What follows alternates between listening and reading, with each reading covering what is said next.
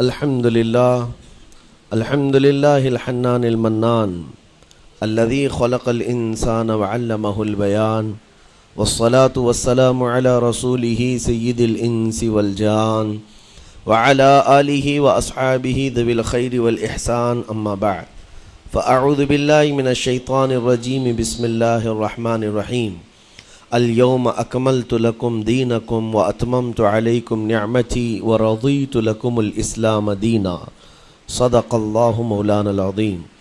بارگاہ رسالت معاب صلی اللہ تعالیٰ علیہ وسلم میں درود پاک کا ہدیہ پیش کریں۔ اللہم صلی علی سیدنا و مولانا محمد معدن الجود والکرم وآلہ واصحابہ الکرام وابنہ الکریم وبارک وسلم صلاة دائمة سرمدا ابدا۔ قرآن پاک میں ایک ایسی آیت ہے جس کے متعلق یہودی کہتے ہیں کہ اگر یہ آیت ہمارے دین میں داخل ہوئی ہوتی یا ہماری کتاب میں اتری ہوتی تو ہم اس کو عید کا دن منا لیتے۔ یہودی یہ کہتے ہیں اس آیت کا نزول اگر ہماری کتابوں میں ہوا ہوتا تو جس دن یہ آیت اتری اس دن کو ہم عید کا دن منا لیتے۔ وہ آیت کون سی ہے وہی میں نے آج آپ کے سامنے تلاوت کی ہے۔ اللہ فرماتا ہے یہ حجۃ الوداع کے موقع پر حضور صلی اللہ تعالیٰ علیہ وسلم کا آخری حج تھا آپ کی ظاہری زندگی کا۔ اس دن یہ آیت نازل ہوئی تھی اور حضور اکرم صلی اللہ تعالیٰ علیہ وسلم نے اپنا حج مکمل کر کے ارشاد بھی فرمایا تھا کہ آج کے بعد ہو سکتا ہے کہ میں اس جگہ پر تم سے دوبارہ ملاقات نہ کروں۔ اور وہ آخری حج کہا جاتا ہے اور آخری خطبہ بھی حضور کا خطبۃ الوداع جس کو کہتے ہیں مشہور ہے۔ اس وقت یہ آیت اتری تھی۔ آیت کا معنی پہلے سن لیں، ترجمہ۔ رب تعالیٰ فرماتا ہے الیوم اکملت لکم دینکم واتممت علیکم نعمتی، آج کے دن میں نے تمہارا دین مکمل کر دیا اور میری نعمتیں پوری اتار دیں۔ ورضیت لکم الاسلام دینا، اور تم کو اسلام دے کر میں راضی ہوا۔ یہ آیت ہے۔ کسی بھی دین کے بارے میں یہ دعویٰ نہیں ہے کہ وہ پورا کمپلیٹ ہے سوائے اسلام کے۔ پہلے جتنے دین آتے رہے بعد میں اور اس میں شوشہ تھا کہ آخری نبی آنے والے ہیں، شریعت پھر بدلے گی۔ موسیٰ علیہ السلام کا زمانہ آیا، ان کی شریعت تھی، پھر اس کے بعد زمانہ تبدیل ہوا، عیسیٰ علیہ السلام کا دور آیا، شریعت بدلی ہے۔ عقیدہ نہیں بدلتا، شریعت یہ لا کو کہتے ہیں، قانون، قوانین بدلے جاتے رہے۔ آدم علیہ السلام کی شریعت میں الگ قوانین تھے، نوح علیہ السلام کی شریعت میں قانون الگ تھے، بدلتی گئی شریعتیں، لیکن آ کر سٹاپ ہو گئی حضور پاک صلی اللہ علیہ وسلم کے اس دین پر۔ اور پھر رب تعالیٰ نے فرمایا اب دین کمپلیٹ ہو گیا، اب شریعت نہیں بدلی جائے گی قیامت تک، اس میں رد و بدل نہیں ہوگا۔ جو حرام ہے وہ قیامت تک حرام رہے گا، جو حلال ہے وہ قیامت تک حلال رہے گا۔ اب کوئی دنیا میں نہیں آئے گا جو اس شریعت میں کوئی نیا حلال پیدا کرے، نیا حرام پیدا کرے۔ حضور اکرم صلی اللہ تعالیٰ علیہ وسلم کا یہ دین کمپلیٹ ہے، مکمل ہے۔ اب آپ سنیے، قرآن پاک نے جب یہ فرما دیا کہ دین مکمل ہو گیا، یہ وعدہ، یہ دعویٰ کسی اور دین میں نہیں ہے، صرف اور صرف اسلام میں ہے کہ یہاں پیدا ہونے سے لے کر کے وفات تک کے مسئلے اللہ تعالیٰ نے تمہیں بیان کر دیے۔ وَلَا رَطْبٍ وَلَا يَابِسٍ إِلَّا فِي كِتَابٍ مُبِينٍ، کوئی خشکی کی چیز بھی نہیں ہے، کوئی تری کی چیز بھی نہیں ہے جس کو قرآن نے بیان نہ کیا ہو۔ رب تبارک و تعالیٰ نے ساری چیزیں بیان فرما دی، تمہاری شریعت کمپلیٹ ہے۔ آج تمہیں اپنی زندگی گزارنے کے لیے لا، قانون کسی ایرے غیرے کے پاس سے لینے کی ضرورت نہیں۔ اسلام ہر قانون تمہیں دیتا ہے، چاہے بچوں کے معاملات ہوں، چاہے جوانوں کے معاملات ہوں، شوہر بیوی کے حقوق ہوں، ماں باپ کے حقوق ہوں، استاد شاگرد کے معاملات ہوں، پڑوسیوں کے حقوق ہوں، تجارت کے، لین دین کے، نکاح کے، خلا کے، عدت کے، طلاق کے، سارے مسائل پورا کا پورا تفصیل کے ساتھ اسلام تمہیں دیتا ہے۔ اس طرح کا کوئی لا پوری دنیا میں نہیں ہے جس طرح اسلام کے پاس ہے۔ ظاہر سی بات ہے جب اسلام کے پاس اتنا بڑا مکمل نظام ہوگا تب تو پھر یہ ٹارگٹ نمبر 1 پوری دنیا میں ہوگا ہی ہوگا۔ یوں ہی اسلام سے لوگ نہیں چڑھتے، یوں ہی اسلام سے نہیں نفرت کرتے۔ ظاہر سی بات ہے کہ حسینوں سے ہی حسد ہوتا ہے، کوڑی سے کون حسد کرے گا؟ جس کو کوڑ کی بیماری ہو اس سے کوئی حسد نہیں کرتا۔ ایک حسین دوسرے حسین سے بھی نفرت کرتا، حسد کرتا ہے، یا کم صورت والا اچھی صورت والے سے حسد فطری طور پر کرتا ہے۔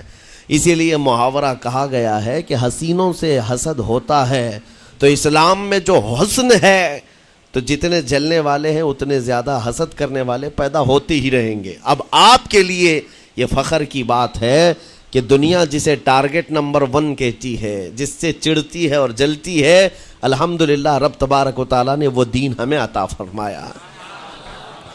وہ اس لیے نہیں ہے کہ لوگوں کے چڑھنے کی وجہ سے میں فخر کر رہا ہوں، اس لیے کہ میرے دین کے علاوہ کوئی دین ایسا نہیں جو یہ دعویٰ کر سکے کہ ہم کمپلیٹ لا رکھتے ہیں، صرف اور صرف اسلام کے پاس ہے۔ میں یہاں کھڑے ہو کر کے یہ صرف الفاظ کی پھیکم پھاک نہیں کر رہا ہوں، چیلنج ہے یہ۔ پوری دنیا کے کسی بھی ریلیجن کے پاس وہ سارے مسائل نہیں مل پائیں گے جو دین اسلام کے پاس موجود ہیں۔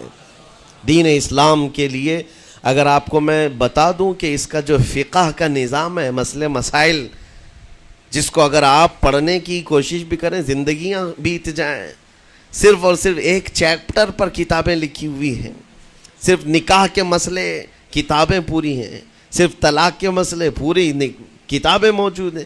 اتنا وستار کے ساتھ، اتنا تفصیل کے ساتھ کوئی دین نہیں پیش کرتا، صرف اور صرف اسلام ہے۔ یہ باتیں میں آپ کے سامنے کیوں رکھ رہا ہوں میرے عزیز ہو؟ تاکہ تمہیں یہ احساس ہو کہ اللہ نے کون سی نعمت تمہیں دی ہے۔ اسی آیت میں رب تعالیٰ فرماتا ہے وَأَتْمَمْتُ عَلَيْكُمْ نِعْمَتِي، میں نے اپنی پوری نعمت تمہیں دے دیا ہے، پوری نعمت تمہیں دے دیا ہے۔ احساس کرو کہ اسلام سے بڑھ کر نعمت کیا ملتی تمہیں، اسلام سے بڑھ کر کے کیا نعمت ہے، جس میں رب تبارک و تعالیٰ نے تمہیں اخلاق و کردار دیے ہیں، تعلیم کے لیے سارے۔ آپ کو ابھی اس زمانے میں پروپیگنڈے کے شکار ہو گئے کہ ہم جاہل قوم سے وابستہ ہیں، ہمارے ہاں جہالت زیادہ ہے، ہمارے ہاں بد کرداری زیادہ ہے۔ یہ عوام کو دیکھ کر کے لوگوں نے پروپیگنڈا بنایا، ورنہ تو ان کی حالت یہ تھی 18ویں صدی تک یورپ والوں کو روڈ بنانے کا طریقہ بھی نہیں معلوم تھا، اسلام نے سکھایا ہے۔ ان کو پارلیمنٹ میں بیٹھنے کا قانون نہیں معلوم تھا، اسلام نے قانون عطا کیے ہیں۔ ان کو عدالت چلانے کے معاملے معلوم نہیں تھے، اسلام نے پوری کتابیں پیش کی ہیں۔ اٹلی اور ڈنمارک جو آج یورپ کی کنٹریز میں شامل ہوتے ہیں، یہاں کے بادشاہوں کے بچے اسلامی علماء کے پاس اندلس میں پڑھنے کے لیے جاتے تھے، عیسائیوں کے، دوسروں کے، انگریزوں کے بچے، اور جب پڑھ کر کے آتے تھے اٹلی اور ڈنمارک میں واپس تو پورے لوگ ان کو دیکھنے کے لیے بھیڑ لگاتے کہ یہ علماء اسلام سے پڑھ کر کے آ رہے ہیں۔ دنیا کو قلم پکڑنا سکھایا ہے اسلام نے۔ آپ کو ابھی میں اس موضوع پر نہیں بات کر رہا ہوں جو اسلام نے پوری دنیا کو دیا ہے۔ آج یہ جو گھڑی دیکھتے ہیں نا ہر جگہ پوری دنیا کا ٹائم، سب سے پہلے مسلم علماء نے اس کو ایجاد کیا ہے۔ دنیا کو ٹائم دیکھنے کا طریقہ اسلام نے سکھایا ہے۔ آپ کو ایک دو نہیں، آج پوری دنیا میں میڈیکل سرجری جو بھی ہوتی ہے، آپ کو پتہ ہے چیر پھاڑ کرنا ہر جگہ ضروری ہو گیا ہے، آپریشن تھیٹر، ساری دنیا جو سرجری کرتی ہے اس کے بیسک قانون بو علی سینا اسلامی عالم کے لکھے ہوئے ہیں۔ آج بھی امریکہ کی یونیورسٹی میں یہ کتاب داخل ہے، کیلیفورنیا میں۔ اسلامی علماء نے جو پوری دنیا کو دیا ہے وہ ایک الگ ٹاپک ہے، وہ اس کی ترقی اور عروج کا وقت تھا۔ اسپین میں کیمسٹری میں سب سے پہلے ایجاد کرنے والے علماء موجود ہیں، جابر بن حیان ہیں، جو الجبرا پوری دنیا کو دیا ہے۔ آج ہر یونیورسٹی، ہر کالج میں الجبرا کا سبجیکٹ ہوتا ہے۔ کس نے لکھا ہے؟ دنیا کو چلنے کا سلیقہ اسلام نے سکھایا ہے، بولنے کا طریقہ اسلام نے سکھایا ہے۔ سیاست کے معاملات آپ کو پتہ ہے، پہلے کے دور کی سیاست یہ تھی جو بادشاہ بن گیا اس کا راج ہے، اس کا قانون ہے، اور رات کو خواب میں کوئی چیز دیکھے تو صبح قانون بنا دے گا۔ بادشاہوں کا مزاج ہے، خواب میں کوئی چیز نظر آ گئی صبح وہ قانون بن گئی۔ تو یہ تو سلسلہ چلتا تھا پوری دنیا میں، اور آج بھی دنیا اس بات کی قرضدار ہے کہ حقیقت میں سیاست کسی نے سکھائی ہے تو وہ عمر ابن خطاب کی سیاست ہے۔ صدیق اکبر کی سیاست ہے۔ خلفائے راشدین نے جو حکومت و سیادت کر کے دنیا کو دکھایا ہے اس کی مثال کوئی پیش نہیں کر سکتا۔ اسی لیے ہمارے اس دیش کے جانتے ہیں جن کو موہن داس کرم چند گاندھی کہا جاتا ہے، گاندھی جی کو آج سارے لوگ یاد کرتے ہیں۔ گاندھی نے یہ کہا ہے اپنے دور کے حکومت چلانے والوں کو مثال اگر کوئی دے سکتا ہوں تو ابو بکر اور عمر کی دے سکتا ہوں، کیونکہ یہ کالپنائیں نہیں ہیں، یہ خیالی نہیں ہیں، یہ فیلڈ میں اترے ہوئے لوگ ہیں۔ وہ صدیق اکبر اسلام نے دیا ہے جس نے پوری دنیا کو فاقہ کشی میں خود رہ کر کے لوگوں کی بھوک مٹانے کا سلیقہ عطا کیا ہے۔ اس عمر ابن خطاب کو اسلام نے دنیا میں پیش کیا ہے جس عمر فاروق کا حال یہ ہے پورا مدینہ رات کو سوتا ہے اور یہ خلیفہ وقت گلیوں میں گشت کر رہا ہوتا ہے کہ کوئی بھوکا نہ سو رہا ہو۔ آپ کو پتہ ہے وہ عمر ابن خطاب رات کے وقت گزرتے ہوئے ایک گھر کے قریب سے جا رہے ہیں تو دیکھا ایک مرد باہر بیٹھا ہوا ہے، اندر سے رونے کی آواز آ رہی ہے۔ اس کے مرد سے پوچھا آپ نے، وہ نہیں پہچانتا تھا، آپ کبھی حجاب ڈالتے کبھی پردہ ڈالتے اور رات کو گلیوں میں مدینے کے گشت کر رہے ہوتے۔ اس مرد سے پوچھا کیا معاملہ ہے؟ کہا کہ میری بیوی کے بچے کی ولادت کا وقت قریب آ گیا ہے، درد ذہ میں مبتلا ہے اور گھر میں کوئی نہیں ہے، تکلیف ہے۔ جانتے ہو حضرت عمر فاروق رضی اللہ تعالیٰ عنہ اپنے گھر سے اپنی بیوی کو، اپنی بیٹی کو، اپنی بہو کو بلوایا اور کہا جاؤ یہاں پر گھر میں بچے کی ولادت ہونے والی ہے، اس کی تیمارداری کر۔ صبح تک خلیفۃ المسلمین کے گھر کی عورتیں ایک غریب کے گھر کی عورت کی تیمارداری کر رہی ہیں۔ جب بچے کے ولادت کی آواز آئی سب سے پہلے مبارکبادی دینے والے عمر ابن خطاب ہیں۔ اس سے کہتے بھائی تمہیں مبارک ہو، اللہ نے بیٹا عطا فرمایا۔ وہ خوش و خرم ہے کہ میرا کوئی رشتہ دار نہیں ہے، اجنبی رات کو آیا ہے اور مجھے مبارکبادی بھی دیا، میرے گھر کے سارے کام کاج بھی اٹھا لیا اور اپنی پیٹھ پر گھر سے بوریا لا کر کے آٹے اور راشن کا اس گھر میں پہنچایا اور کہا خوش و خرم رہو، اللہ نے تمہارے گھر میں برکت دی ہے۔ صبح اٹھ کر کے وہ لوگوں کو بتا رہا ہے اللہ نے رات کو ایک عجیب فرشتہ بھیجا، میرے گھر میں اکیلی عورت تھی، درد ذہ میں مبتلا تھی، 3 عورتیں بھی آئی اور ایک مرد بھی آیا، رات بھر میرے ساتھ بیٹھا رہا، مجھے کھلایا پلایا بھی، میرے گھر کی تیمارداری بھی کر کے گیا۔ لوگوں نے کہا جانتے ہو کون تھا؟ وہ عمر ابن خطاب امیر المومنین تھے۔ دنیا کو یہ سیاست کا سلیقہ دینے والا اسلام کا وہ عظیم سپہ سالار ہے۔ آج بھی آپ کو میں بتاؤں اٹلی میں اور ڈنمارک میں اور کچھ کنٹریز میں ایک دن منانے کا پرستاؤ پیش کیا جا رہا ہے۔ یہ نہیں کہہ رہا ہوں ریچرڈ کا یا ریمونڈ کا، کوئی جو بڑے بڑے ان کے سپہ سالار ہیں ان کا ایک دن منایا جائے گا جن کو مطلب کوئی بہت بڑا نوبل پرائز ملا ہو۔ میں یورپین کنٹریز کی بات کر رہا ہوں جہاں وہ اپنے بادشاہوں کے پیدائش کا دن یا ان کے کسی اینیورسری کو منانے کا پرستاؤ نہیں پیش کر رہے، بلکہ یورپ کی یہ 2 کنٹریاں ہیں جو یہ پرستاؤ پیش کر رہی ہیں کہ سال میں ایک دن ایسا منایا جائے جس کا نام صلاح الدین ایوبی ڈے ہونا چاہیے۔ یہ ہم نہیں کہہ رہے ہیں، دنیا آج بھی اس بات کو تسلیم کرتی ہے، صلاح الدین جیسا جرنیل دیکھا نہیں ہے۔ عزیزان گرامی وقار، یہ چند مثالیں میں آپ کے سامنے رکھا اور اس کے بعد پھر میں تمہیں جھنجھوڑ کر پوچھتا ہوں، اپنے دل پر ہاتھ رکھ کر کے بتاؤ اسلام سے اچھا کوئی راستہ ہے؟ قرآن یہی کہتا ہے وَمَن يَبْتَغِ غَيْرَ الْإِسْلَامِ دِينًا فَلَن يُقْبَلَ مِنْهُ، جو اسلام کے علاوہ دوسرا راستہ لے کر کے آئے گا قیامت کے دن اس کا کوئی قبول نہیں کیا جائے گا، نہیں قبول کیا جائے گا، بلکہ وہ سب سے بڑے گھاٹے میں ہوگا، آخرت کے دن خسارہ اٹھانے والوں میں ہوگا۔ آج تمہارے پاس وہ عقل سلیم اللہ تعالیٰ نے دیا جس کو تھوڑی بہت شدھ بدھ ہونا، عقل کا استعمال کرتا ہو، وہ بھی اسلام کے متعلق سوچے گا کہ میرے دین میں اتنی اچھائیاں ہیں، آج تک رب تعالیٰ نے مجھے یہ پیشانی کسی کے سامنے جھکنے نہیں دیا۔ کہیں جھکاتے ہو؟ ارے کھانا کھاتے ہیں، کھانا تو روزانہ ضروری ہے، اور رزق کے معاملے میں تو لوگ ایسے دنیا کہتی ہے پیٹ پوجا، ہم پیٹ پوجا نہیں کہتے۔ کھانے کے لیے بعض لوگ کہتے ہیں نا پہلے پیٹ پوجا ہو جائے، پوجا کا لفظ ہی ہم استعمال نہیں کرتے۔ کھانا برتن میں رکھا ہوا ہے، آپ کے گھر میں کھانا لا کر کے دیا جاتا ہے تو کیا آپ سر جھکا کر چاٹ کے کھاتے ہیں یا لقمے اٹھا کر ہاتھ سے کھاتے ہیں؟ ہاتھ سے کھاتے ہیں۔ باقی جانوروں کو دیکھو، بکری کھاتی ہے منہ جھکا کر کھاتی ہے، بیل بھینس وغیرہ سب سر جھکا کر کے کھاتے ہیں، رزق کو چاٹ کے کھاتے ہیں، ان کا سر جھک جاتا ہے، لیکن تمہارے سر کو رب نے اتنا محترم رکھا کہ روز جو تمہیں رزق کی ضرورت ہے اس کے سامنے بھی مت جھکاؤ. سر جھکانا ہے تو رزق کے سامنے نہیں، رزاق کے سامنے جھکایا جائے. تمہاری پیشانی کو محترم رکھا گیا ہے کہ تم جھکو گے تو کس کے سامنے؟ صرف رزاق جو ہمارا پالنہار حقیقی ہے. اور حد تو یہ ہے میرے عزیزو، یہ دنیا کی واحد قوم ہے، یہ واحد مذہب ایسا ہے، یہودی ہوں، عیسائی ہوں، ہندو ہوں، کوئی بھی ریلیجن آپ لے کر کے آئیں، جس کو وہ بہت زیادہ مانتے ہیں یا جس کو گاڈ کہتے ہیں یا جس کو بھگوان کہتے ہیں، ان کی صورت بھی ہوگی، مورت بھی ہوگی، اور سامنے دیکھتے ہیں اور جھکتے ہیں، عبادت کرتے ہیں. لیکن تنہا مسلمان ایسے ہیں، کروڑوں مسجدیں ہوں گی، کہیں خدا کی کوئی تصویر دیکھا ہے؟ کہیں مسجدوں میں خدا کا کوئی مورت یا صورت بنائی ہوئی دیکھا ہے؟ نہیں ہے. یہ واحد قوم ہے جو بن دیکھے مولا کی بارگاہ میں سجدے میں جھک جاتی ہے. صرف بات اتنی ہے کہ ان کو یہ کہنا پڑے گا، اگر میں کہوں میرے نام پر آ جاؤ جھک جاؤ، نہیں، کوئی نہیں جھکائے گا. ہاں، یہ کہنا پڑے گا امام کو بھی، اللہ اکبر، اللہ سب سے بڑا ہے.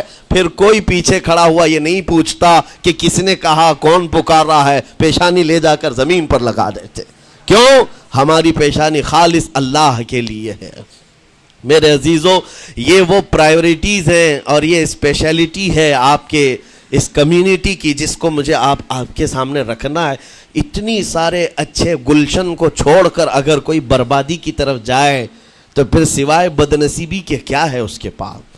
جس کو اللہ تبارک و تعالیٰ وعدے کیا ہو کہ تم اپنی جان اور اپنے مال کے بدلے مجھ سے جنت خرید لو، جہاں پر سارے اخلاق و کردار اور دنیا کی سب سے اعلیٰ اخلاق تمہیں سکھانے کے دعوے کیے گئے ہوں، وہ چھوڑ کر کے اگر دنیا کہیں اور جائے تو پھر تمہاری یہ ہرما نصیبی ہے.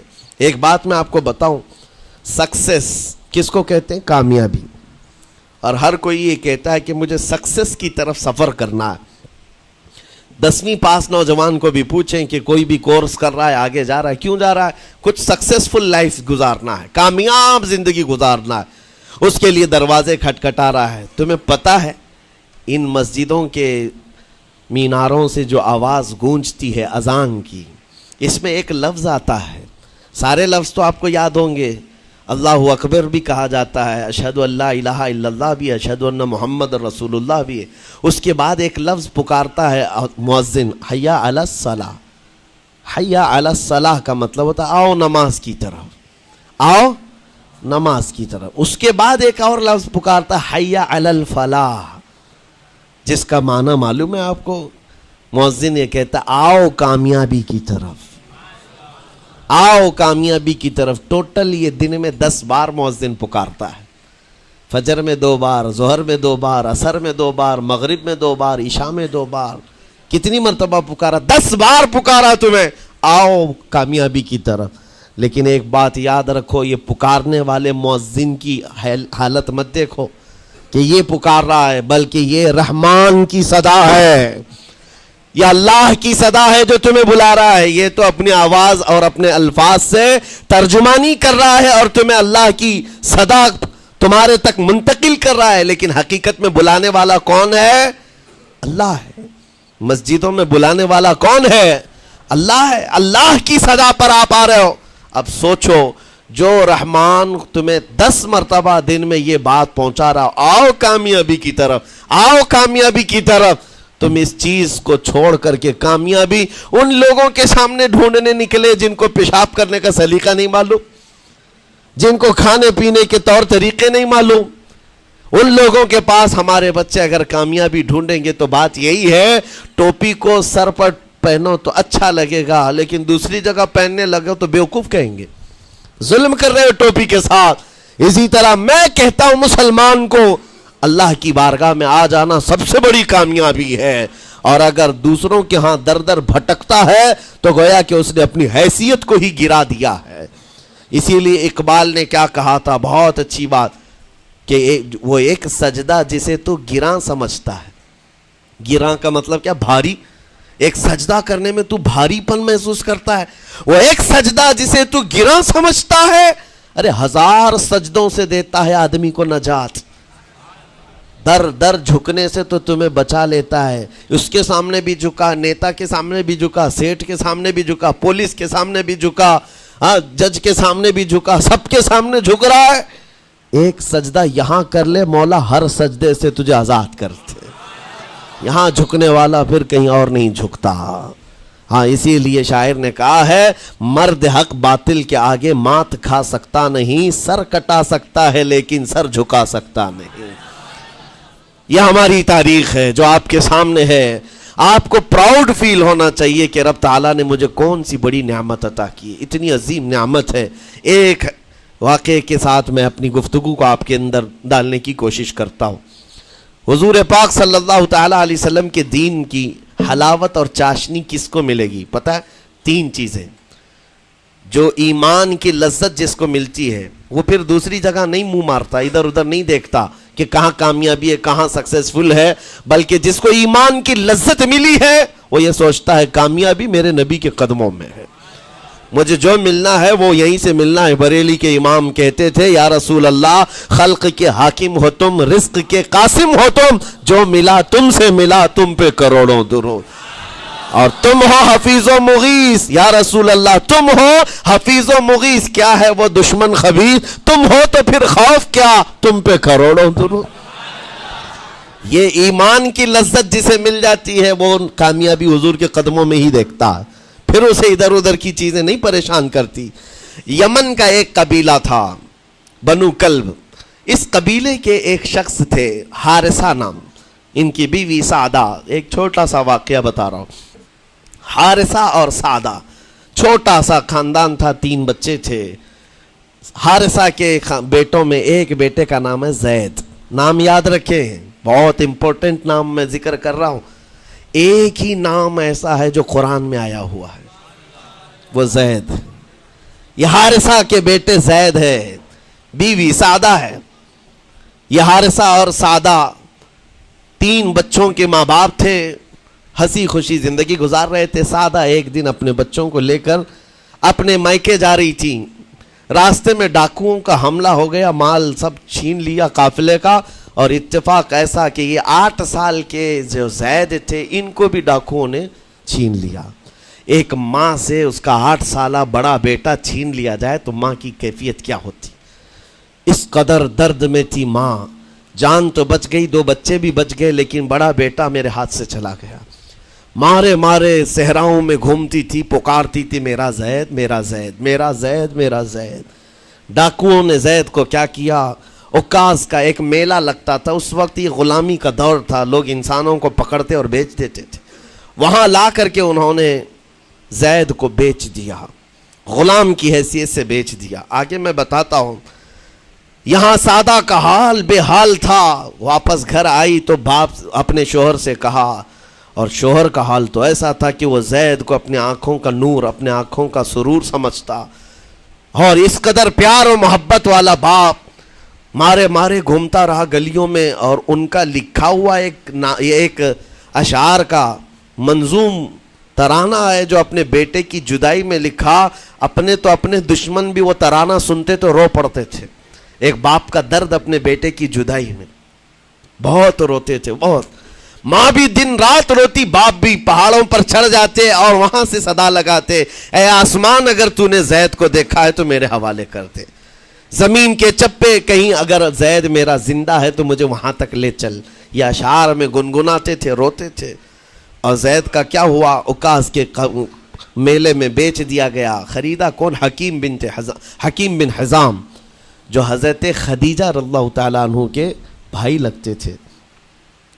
یہ لے کر کے آئے، اور حضرت خدیجہ رضی اللہ تعالیٰ عنہ اس وقت مکہ میں اور حضور پاک صلی اللہ علیہ وسلم کے نکاح میں ہے، تو حضرت خدیجہ کے پاس یہ زید آ گیا، بھائی نے گفٹ کے طور پر دے دیا۔ حضرت خدیجہ کے گھر میں یہ زید جب آئے، اس وقت ان کی عمر یعنی 10-12 سال کے آس پاس رہی ہوگی، اور یہ ایسا لڑکا جو چھوٹی سی عمر کا، ادب اتنا تھا، ادب اتنا تھا کہ ہر ایک کا ادب کرتا، بڑے اچھے خاندان سے تعلق رکھنے والا۔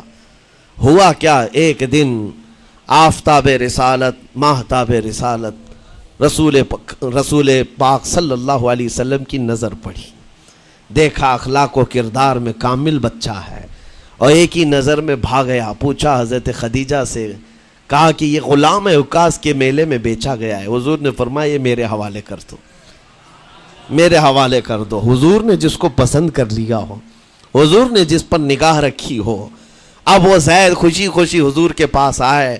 نبی پاک صلی اللہ تعالیٰ علیہ وسلم ان کے اخلاق سے بڑے خوش تھے، اور اس کے بعد محبت بھی ایسی دی، ایسی شفقت دی کہ زید کو نہ باپ کی خبر تھی نہ ماں کی خبر تھی، جو کچھ تھا وہ رسول اللہ کے پاس تھا۔ حضور پاک صلی اللہ تعالیٰ علیہ وسلم کی تربیت میں دن گزرتے گئے، بڑے ہو گئے، یہاں تک کہ 16 سال کی عمر تھی۔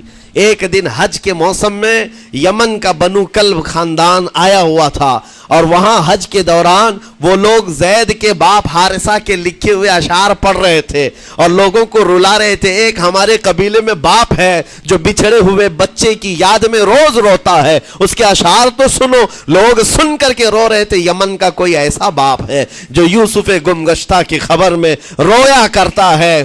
یہ لوگوں کی بھیڑ لگی تھی، اسی کے سامنے سے زید کا گزر بھی ہو رہا تھا۔ بنو کلب کے لوگوں نے زید کو دیکھا، پہچان لیا، یہی تو وہ بچہ ہے جس کی یاد میں اس کا باپ روتا ہے، اور اس کو بلایا اور کہا تیرا نام؟ کہا زید۔ باپ کا نام حارثہ؟ کہا یہی تو ہے جس کے غم میں پورے اشعار پڑے جا رہے یمن میں۔ زید سے کہا تجھے پتہ ہے تیرے باپ کا رو رو کر کے کیا حال ہو گیا؟ تیری ماں صحراؤں میں آواز دیتی ہے، پہاڑوں پر چڑھ جاتی ہے۔ ایک بچے کے لیے اس کے ماں باپ کی جدائی بتا دینا کتنی بڑی بات تھی۔ میرے عزیزو، سالوں کی یہ گم گشتہ خبر پھر سے واپس مل گئی ہے۔ زید نے کیا کہا کہ اب میرے ماں باپ سے جا کر کہہ دیں کہ رونا دھونا بند کریں، اونٹوں کی طرح ادھر ادھر بھٹکنا بند کریں، انہیں میرا سلام پہنچائیں اور کہیں انہوں نے جہاں مجھے دیکھنا تھا اس سے بہتر جگہ میں ہوں، اس سے بہتر جگہ میں ہوں۔ یہ بنو کلب خاندان گیا یمن، جا کر کے باپ سے کہا، حارثہ سے اور سعدہ سے، خبر تمہارے لیے اچھی لائے، تمہارا گم ہوا بیٹا جو پچھلے 10-12 سالوں سے تمہیں نہیں مل رہا تھا، وہ حرم کعبہ کے پاس ہمیں نظر آیا ہے، غلام بنا کر لوگوں نے بیچا ہے اسے، لیکن وہ ایک ایسے حسین و جمیل کی غلامی میں ہے، ایک ایسے حسن والے کی غلامی میں ہے کہ زید وہاں سے ہٹنا نہیں چاہتا۔ باپ نے کہا میرے کلیجے سے پوچھو مجھ پر گزرتی کیا ہے، اس کی ماں سے پوچھو، ایک نظر دیکھ لے گا وہ واپس ہماری جھولی میں آ جائے گا۔ دوڑتے دوڑتے یمن سے گھنٹوں یعنی جو مہینوں کا سفر تھا دنوں میں طے کر کے پہنچے، مکہ آئے۔ جیسی آئے تو رسول پاک صلی اللہ علیہ وسلم کو ڈھونڈا، حضور پاک مل گئے تو دھاڑے مار مار کر باپ رونے لگا اور کہا کہ اے محمد صلی اللہ علیہ وسلم، ہم نے آپ کے متعلق سنا ہے یتیموں کے والی ہیں، آپ کا دل بہت بڑا ہے، مجھ باپ کے اوپر رحم کیجئے، برسوں سے اپنے بچے کے لیے ترس رہا ہے، میں اور میری بیوی تڑپتے ہیں، صحراؤں میں آواز دیتے ہیں۔ حضور نے پوچھا ہوا کیا ہے تمہارے ساتھ؟ کہا ہمارا بیٹا گم ہو گیا تھا، برسوں ہو گئے تھے، لیکن سنا ہے وہ یہاں رہتا ہے۔ حضور نے پوچھا کیا نام ہے اس کا؟ کہا زید اس کا نام ہے، میرا نام حارثہ ہے۔ حضور پاک صلی اللہ علیہ وسلم کے محبوب زید کے بارے میں پوچھ لیا، حضور جس سے خود محبت کرتے ہو، حضور جس سے محبت کرتے ہو، باپ نے پوچھ لیا۔ حضور نے فرمایا کہ ٹھیک ہے، میں ایک باپ کے کلیجے سے اس کے بیٹے کو الگ نہیں کر سکتا، ماں سے اس کے بیٹے کو جدا نہیں کر سکتا، لیکن بات اتنی ہے کہ زید کو بلایا جائے، فیصلہ اس کے ہاتھ میں ہے، فیصلہ اس کے ہاتھ میں ہے۔ میں زید کو بلاتا ہوں۔ غلام تھے اس وقت، حضرت زید کو بلایا گیا، اور اس وقت بھری جوانی والا زید ہے۔ جیسی ہی آئے پہلی نظر باپ کو دیکھا، ماں کو دیکھا، ماں باپ تو چیخ پڑے ہمارا زید مل گیا، ہمارا زید مل گیا۔ لیکن کمال کی بات میں دیکھتا ہوں ایسی دیوانگی پوری دنیا میں نہیں ہے۔ زید نے دیکھا اپنے ماں اور باپ کو، لیکن اسی وقت اپنی آنکھیں جھکا لی اور حضور کی طرف کر لیا، کہا نہ، ادھر پہلے حضور پاک صلی اللہ علیہ وسلم کی طرف۔ حضور نے دیکھا کہ زید ماں باپ کی طرف دیکھ نہیں رہے ہو، جو رو رو کر کے برا حال کر چکے ہو۔ حضور نے زید سے کہا پہچانتے ہو؟ کہا ہاں حضور یہ میرے باپ ہیں اور یہ میری ماں ہے، یہ میرے چچا ہیں۔ حضور نے فرمایا پھر ملتے کیوں نہیں ہو؟ کہا سرکار اگر اجازت ہو تو ملوں گا، برسوں کا بچھڑا ہوا جوان ہے، آپ اجازت دو تو میں ملوں گا۔ نبی پاک صلی اللہ علیہ وسلم نے فرمایا جاؤ تمہیں اجازت ہے۔ جیسی گئے اس منظر کو جو بیان کیا گیا ہے میرے عزیزوں، ہم پڑھتے ہیں تو آنکھیں بھیگ جاتی ہیں۔ ماں لپٹ کر کے اپنے بچے کو ہر جگہ چوم رہی ہو، باپ سینے سے لگا کر کے دھاڑے مار کر رو رہا ہو، پہلے تو غش کھا کر گر گیا تھا، پھر افاقہ ہوا، یہ دردناک منظر تھا۔ اس کے بعد زید بن حارثہ کو کیوں نہ تکلیف ہو، غم کیوں نہ ہو، ماں باپ بچھڑے ہوئے اتنے سالوں کے بعد دیکھنے کو ملے، دل پر کیا بیت رہی ہوگی۔ میری ماں وہی جو مجھے خشکیوں میں پالا کرتی، تریوں میں پالا کرتی، میرا باپ وہی جو خون پسینے کی کمائی سے مجھے کھلایا تھا، آج آ گیا ہے۔ حضور پاک صلی اللہ علیہ وسلم نے کہا زید یہ جو جذباتی منظر ہے اس کو ختم کر کے اب اعلان کر دو کہ تمہاری ماں آئی ہے تمہیں یمن سے لینے کے لیے، تمہارا باپ آیا ہے، تمہارا چچا آیا ہے تمہیں یمن سے لینے کے لیے، میں نے فیصلہ تمہارے حوالے کر دیا ہے، میں اپنے غلامی سے تم کو آزاد کر دیتا ہوں، تم بغیر کوئی فدیہ لیے ہوئے، بغیر کوئی پیسہ لیے ہوئے، اس وقت اپنے غلام کو کوئی چھوڑتا نہیں تھا، لیکن تمہاری ماں کا درد دیکھا نہیں جا رہا، میں آزاد کر دوں گا بغیر کسی فدیہ کے، تو اپنی ماں اور اپنے باپ کے پاس جا سکتا ہے۔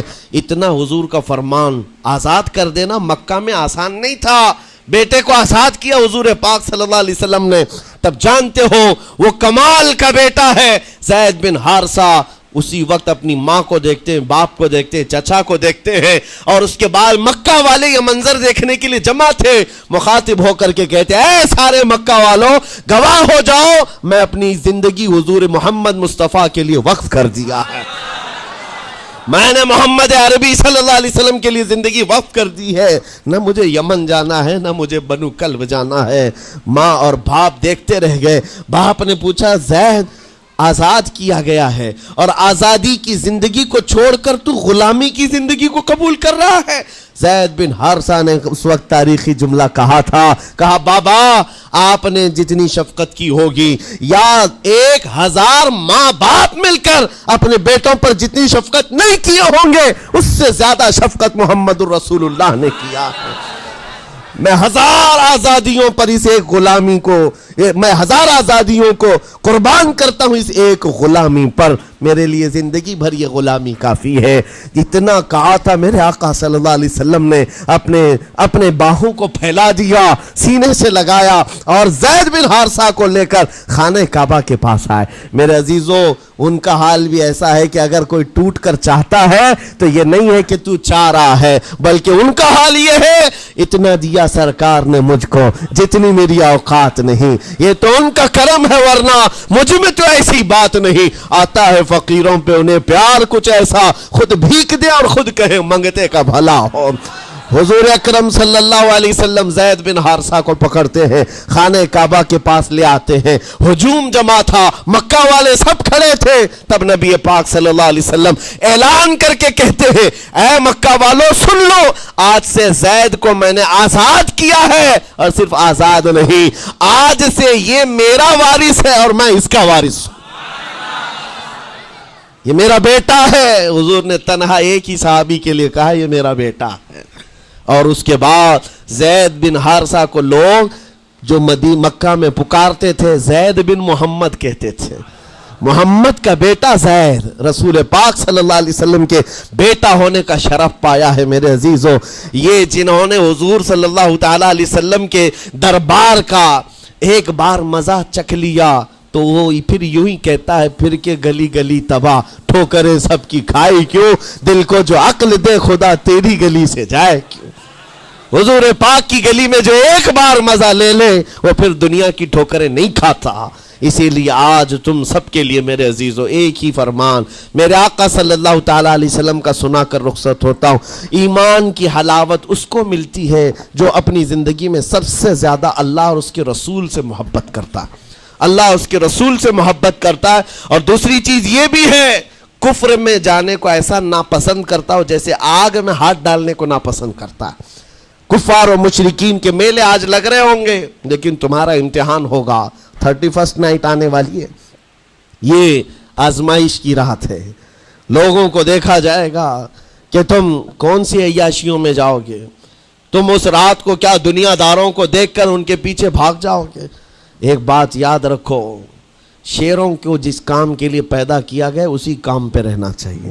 اور شیر اگر اپنا کام بھول جاتا ہے تو کتے اس کے اوپر لگ جاتے ہیں. تمہارا کام کتوں کی طرح بھونکنا نہیں ہے، تمہارا کام شیروں کی طرح دھاڑنا ہے. میرے عزیزو، محمد عربی صلی اللہ علیہ وسلم کے وہ شیر جو گٹر اور نالی کے لیے نہیں پیدا کیے گئے، اعلیٰ اخلاق و کردار کے لیے پیدا کیے.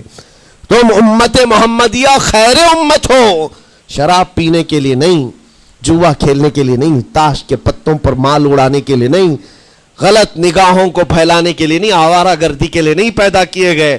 تمہاری نسبت رسول اللہ سے ہے. اتنی بات یاد رکھو، اللہ نے مجھے خیر امت کہا ہے. میری آنکھیں اٹھ رہی ہیں تو فرشتے بھی دیکھ رہے ہیں، رب تعالیٰ دیکھ رہا ہے. میرے چلنے پھرنے کو رب تبارک و تعالیٰ اس کے علم سے کوئی ایک ادا بھی میری بے خبر نہیں ہے، غافل نہیں ہے. اس لیے عزیزان گرامی وقار، تمہارے اس آنے والے نئے سال کی کیسے آپ اوپننگ کرتے ہو، کیسے اس کی ابتدا کرتے ہو، یہ تمہارے ہاتھ میں ہے. گناہوں کی لذت کے ساتھ اپنی زندگی کا ایک نیا سال شروع کر رہے ہو، یا پھر رب تبارک و تعالیٰ کی تسبیح و تہلیل اور مصطفیٰ کریم کے قدموں میں درود بھیج کر اپنے نئے سال کی ابتدا کرتے ہو. میں تو یہ اعلان کرتا ہوں، اگر میرا یہ میسج سب تک پہنچ جائے کہ ہم نے بہت ساری عیدیں منائی ہیں، بہت ساری محفلیں منائی ہیں، ہم عید میلاد النبی کے نام پر جلسے جلوس سب کرتے ہیں، ہم 11ویں کے نام پر غوث پاک کے جلسے سجاتے ہیں، اعلیٰ حضرت کے نام پر، غریب نواز کے نام پر جلسے کرتے ہیں، لیکن دنیا ایک عید مناتی ہے ہیپی نیو ایئر کی، 31st نائٹ کی. میرے عزیزوں، ہم نوجوانوں سے کہتے ہیں اس عید کو دنیا کی عید ہے، اس کو بدل کر کے ہم ناموس رسالت کے لیے وقف کیوں نہ کرتے ہیں؟ ہم بھی اپنی مسجدوں میں رات کو آ جائیں، ساری مسجدیں یہ سال کے اختتام کے وقت کھل جائیں عشاء کے بعد، اور ہر مسجد اس بات کا خیال کرے کہ ہمارا وہ نوجوان آج کہیں عیاشی پر نہ جائے، اپنے سال کی اختتام اور ابتدا ہو رہی ہو. یہ ہم کو پتہ نہیں، ابھی تو ہم بیٹھے ہیں، اگلے سال تک ہم رہیں گے کہ نہیں رہیں معلوم نہیں. یہ تو دسمبر کا لاسٹ چل رہا ہے، لیکن یہ ہمیں پتہ نہیں 1 جنوری دیکھ سکتے ہیں کہ نہیں دیکھ سکتے، ہم میں سے کسی کو علم نہیں ہے. لیکن اس کے باوجود اگر اللہ تعالیٰ نے دے دیا آپ کو اس سال کا آخری، توبہ کرنا چاہیے. اے رب ذوالجلال، یہ پورا سال میرا جو بدکاریاں ہوئی ہیں، مجھ سے جو خرابیاں ہوئی ہیں، مجھ سے جو گناہ ہوئے ہیں، معاف کر دے. تو ایک نیا سال میری زندگی میں کھول رہا ہے. مولا، پچھلے سال جو مجھ سے گناہ ہوئے، اس سال وہ گناہ نہ ہو. میں تیرے دربار میں پناہ مانگتا ہوں، تیرے دربار کی پناہ مانگتا ہوں ان تمام شیاطین کے شر و فساد سے جنہوں نے مجھے بدکار بنانے کی کوششیں کی ہیں. اگر اس رات تمہاری دعا قبول ہو گئی تو انشاءاللہ 2024 ہمارا ہے. لوگ آج بہت ساری بھوشمانیاں کر رہے ہیں، 2024 ان کا ہے، ان کا ہے. میں کہتا ہوں غلامان مصطفیٰ کا ہے. ہاں، سال کی ابتدا اگر حضور پاک کے نام سے کرو، درودوں کی خیرات اور درودوں کی ڈالیاں نچھاور کرو نبی کریم صلی اللہ تعالیٰ علیہ وسلم کی بارگاہ میں، اور اللہ سے مدد مانگو کہ مولا اس سال کی ابتدا ہم تیرے نام سے شروع کر رہے ہیں. انشاءاللہ یقین ہے میرے عزیزوں، جو دروازے بند ہیں وہ کھلیں گے ضرور، اور جو آفتیں آئی ہیں وہ ٹلیں گی ضرور. بس بات صرف اتنی ہے، قرآن بھی کہتا ہے، جس کی ترجمانی اقبال کرتا ہے کہ محمد سے وفا نے تو ہم تیرے ہیں، یہ جہاں چیز ہے کیا، اے لوح و قلم تیرے ہیں. اللہ کریم کہنے سننے سے زیادہ عمل کی توفیق عطا فرمائے.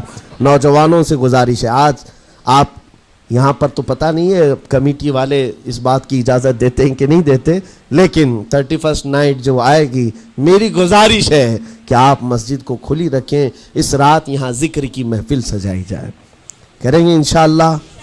جو جہاں ہے وہ اپنی مسجدوں میں اس بات کا عہد کرے کہ آج ہم ذکر کریں گے، توبہ اور استغفار کریں، اور حضور پر درود پاک کی محفل سجائیں گے.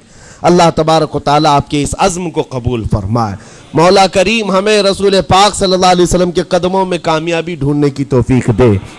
مولا کریم بس اتنی دعا ہے کہ ہماری زندگی جب تک رہے تیرے نبی کے وفاداروں میں شمار فرما، اور بارگاہ مصطفیٰ میں یہ عریضہ ہے، یا رسول اللہ تیرے ٹکڑوں پہ پلے غیر کی ٹھوکر پہ نہ ڈال، جھڑکیاں کھائیں کہاں چھوڑ کے صدقہ تیرا، تو جو چاہے تو میل میرے دل کے دھلے، کہ خدا دل نہیں کرتا کبھی میلا تیرا، گندے نکمے کمی مہنگے ہیں کوڑی کے تین، کون ہمیں پالتا تم پہ کروڑوں درود، بے ہنر و بے تمیز کس کو ہوئے ہیں عزیز، ایک تمہارے سوا تم پہ کروڑوں درود، تم ہو عفو و غفور، تم ہو عفو و غفور، بخش دو جرم و خطا تم پہ کروڑوں درود، کر کے تمہارے گناہ مانگے تمہاری پناہ، تم کہو دامن میں آ تم پہ کروڑوں درود، یا رسول اللہ دل بے چین ہے بے قرار ہے، گناہ جب زیادہ ہوتے ہیں تو دلوں میں گھبراہٹ زیادہ ہوتی ہے، اور ان دلوں کی گھبراہٹ کا علاج ڈاکٹروں کی گولیوں اور انجیکشن سے نہیں ہے، ان دلوں کا قرار صرف اتنا ہے، یا رسول اللہ دل کرو ٹھنڈا میرا، وہ کفے پا چاند سا سینے پہ رکھ دو ذرا تم پہ کروڑوں درود، وآخر دعوانا الحمدللہ رب العالمین، السلام۔